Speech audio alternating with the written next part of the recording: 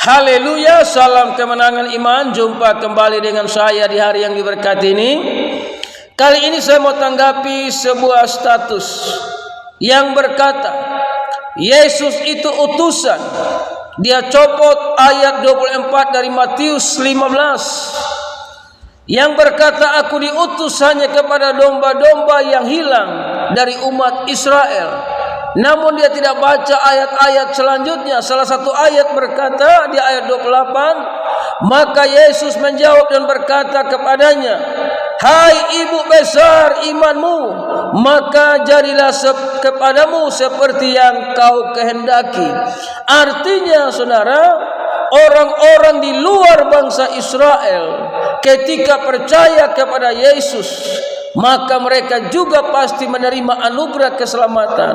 Kalau mereka menerima anugerah keselamatan, maka sudah pasti mereka juga akan menerima pemulihan, mujizat di dalam setiap kehidupan mereka. Jadi Yesus ini memang datang di bangsa Israel, tapi orang-orang di luar bangsa Israel, apapun agamanya, jika mereka membutuhkan pertolongan Yesus, pasti Yesus akan menolong mereka sepanjang mereka beriman kepada Yesus. Contoh orang-orang yang dipakai Tuhan dengan karunia-karunia kesembuhan seperti Pastor Andi Simon, ya, itu banyak orang-orang di luar Kristen yang datang. Karena mereka tahu hanya Yesus yang sanggup menyembuhkan mereka, hanya Yesus yang sanggup pulihkan mereka dari setiap pergumulan hidup mereka, saudara. Nah, dia juga copot ayat yang ke-3 dari Yohanes 17, doa Yesus kepada murid-muridnya, saudara. Namun juga dia tidak baca ayat yang kedua, sama seperti engkau telah memberikan kepadanya kuasa atas segala yang hidup, demikian pun ia akan memberikan hidup yang kekal kepada semua orang yang telah engkau berikan kepadanya.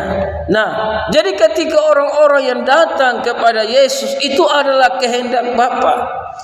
Nah, ayat yang ketiga itu, saudara, inilah hidup yang kekal itu, yaitu bahwa mereka mengenal engkau satu-satunya Allah yang benar dan mengenal Yesus Kristus yang telah engkau utus.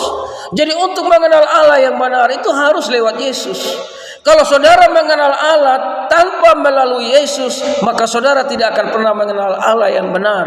Nah, saudara yang terkasih, bahkan juga dia copot di ayat 37 dari Yohanes 5. Ayat 37 dari Yohanes 5, saudara yang kekasih dalam Tuhan Yesus. Namun sayangnya saudara, dia tidak membaca Alkitab ini dengan baik dan benar, sehingga muncul asumsi karangannya sendiri hanya untuk menyesatkan banyak orang.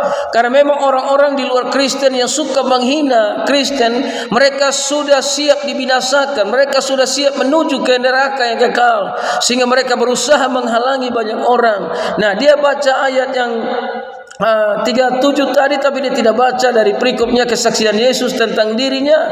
Maka Yesus menjawab mereka, katanya, aku berkata kepadamu, sesungguhnya anak tidak dapat mengerjakan sesuatu dari dirinya sendiri jika tidak ia melihat Bapa mengerjakannya. Sebab apa yang dikerjakan Bapa itu yang dikerjakan anak. Makanya Bapa dan anak itu adalah satu. Percaya Allah berarti harus percaya Yesus. Saudara tidak percaya Yesus sama dengan tidak percaya Allah.